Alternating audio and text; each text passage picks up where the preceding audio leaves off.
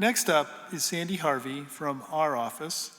Sandy's a certified diversity professional working with organizations across the country in developing and implementing a diversity, equity, and inclusion strategy while incorporating metrics and analytics with technology and people. So let's welcome Sandy to the stage.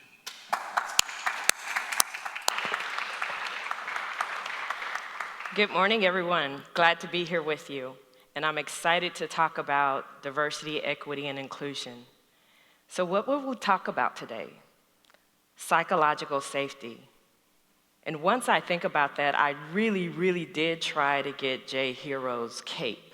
I thought that that would give me some extra superpowers, but it was custom made for him, right? So when we talk about who I am, of course, you can see that I'm an African-American female. I'm married, I'm 52 years old, and guess what? I'm from Texas, moved to Michigan. I do not like chocolate, and I do not like snow. So what am I doing here? I don't know. Well, I'm glad you asked, and really when we're talking about psychological safety, the important thing is that we look at what we've experienced over these past 18 months. I can start with the story that many of us remember in 1986 with the Challenger launch. We saw something that was extremely devastating. But there were engineers and others there that really felt like the launch should not have happened. But guess what? Those voices were drowned out. So when we talk about psychological safety, it is the feeling that we have and that many of us want to have within the workplace, that we feel safe, that we can share our opinions, that we can make mistakes. We want to encourage our teams. As leaders, we want to encourage that type of environment where people feel inclusive. Psychological safety is not a new term. It actually was pioneered since 1960. But we also have new pioneers and scholars coming along to really give us some terminology that we can grab a hold to. Amy Edmondson, who's a Harvard business professor, she's prolific in this field talking about psychological safety, a belief that one will not be punished or humiliated for speaking up. I don't know about you, but I've been both a violator of psychological safety and a victim of psychological safety. I have been in situations where I thought it was okay to speak up until I did. Well, that's usually too late. What do most people do when they don't feel comfortable in the workplace? They tend to leave. Their productivity is less. So as we're thinking about all of the things that we could do better, this is extremely important. And why is it important to me and our office?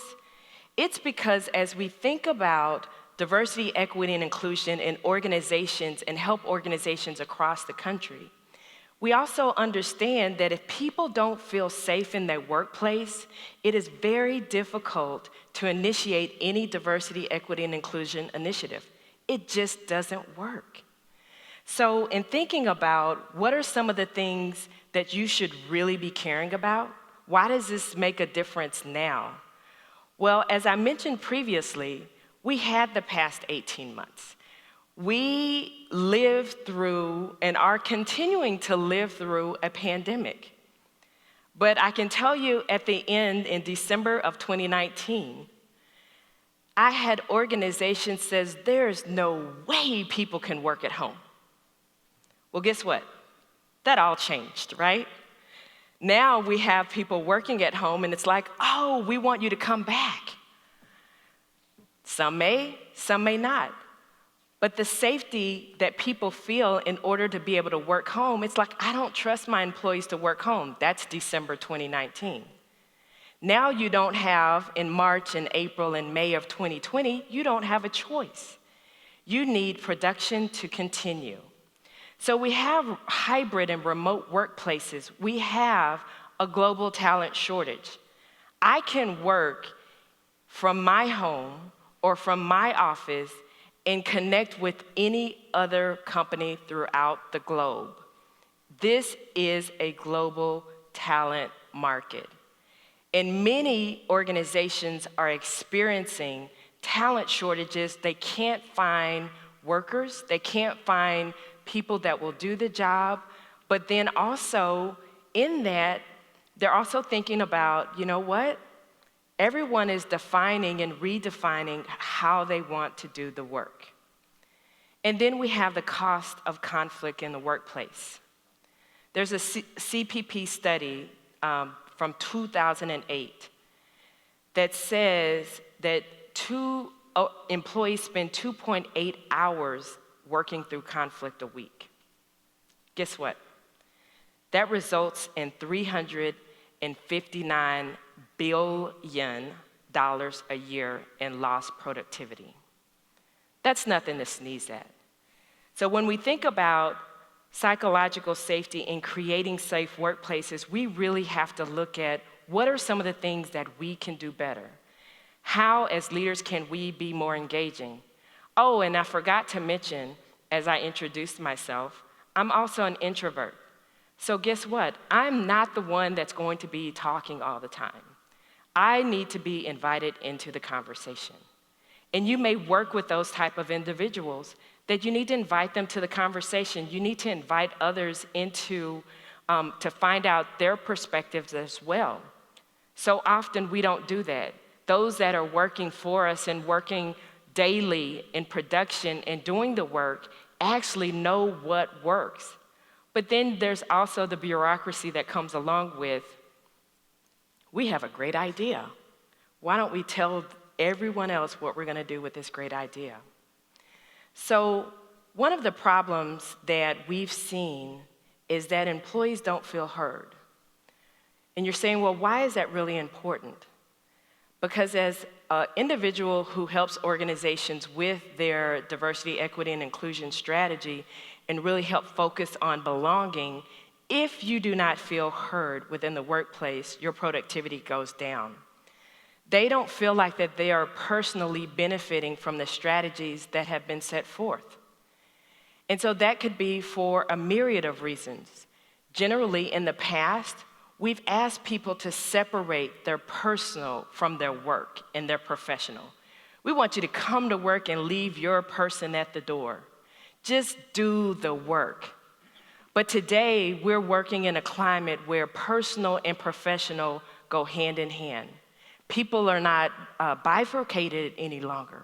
So as we think about this, we have to say, let's get to the root of the problem. What gets in the way? Poorly trained leaders. But this was an issue before the pandemic. It just got worse. So if someone was a micromanager before the pandemic, guess what? They are super micromanaging even when their team members are at home. It's ridiculous. You have hierarchy and leadership egos. You have a lot of these things getting in the way, poor communication or over-communication. I know one organization that I worked with, the CEO wanted to do a touch base every day. For the first 15 minutes, from 8:15 to 8:30, we're just all gonna get on Zoom together. And I said, well, what's the purpose of that? I just wanna be able to see everyone's face. People were burnt out. That was a 15 minutes that they had to hop on Zoom, show their face, and then hop off for no apparent reason. I said, maybe go to 2 times a week, not every day of the week. And then there's the lack of trust and transparency. This is the number one cause that I've seen of why DE&I initiatives don't work. If you don't have team members who trust the organization, trust the leadership, guess what? They're not really going to trust any initiative that you put out. And then I have to say that the deadlines that we've experienced over and the productivity that we've experienced over this last year have been phenomenal. I mean, people have been on average 20% more productive at their homes than they are within the workplace. So as you think about all of these and we talk about the problems, this is important to know as well. outside of the walls of the organizations, wherever your office is, there is something happening. We had George Floyd happen, we have voter rights, we have mask mandates, we have I don't want to, I want to, why do I have to, all of the questions in between. But you don't want to ask someone to say, hey, don't be yourself. I don't really care about what you think. I just want you to come to work and do the work. I promise you they will leave. And if they leave, it will take you a lot more money and a lot more time to find someone to fill the position. So 80% of Americans believe organizations should take action. I think as we look at this and think about what we can do, invite people to participate, be self-aware as individuals and leaders, address conflict, and do it in a constructive manner. Conflict doesn't go away just because you ignore it. So I want to share just some of these highlights. Have listening sessions, you have a safe digital environment, do surveys, anonymous surveys, don't ask people to put their names on it, to really gauge how they feel, and then be willing as a leader to assess yourself and really think about what it is that you need to do better. So in creating psychological safe environments, we have to be fully aware of ourselves. I've been cut off before, and I've cut others off. Don't do that and then think you're creating a psychologically safe environment. Thank you.